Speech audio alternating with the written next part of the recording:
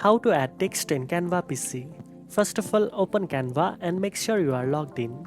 Open a new or existing design where you want to add text. Next, on the left-hand panel, click on the text button.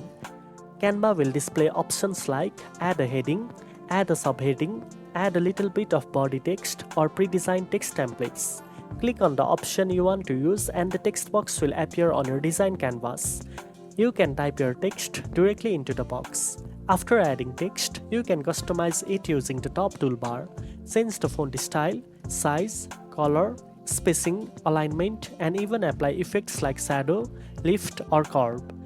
You can also resize, rotate, or move the text box anywhere on your canvas. For more creative designs, explore Canva's pre-designed text templates that you can customize with your own words, fonts, and colors. Combine text with elements, images, or backgrounds to make your design visually appealing. Now you know how to add text in Canva.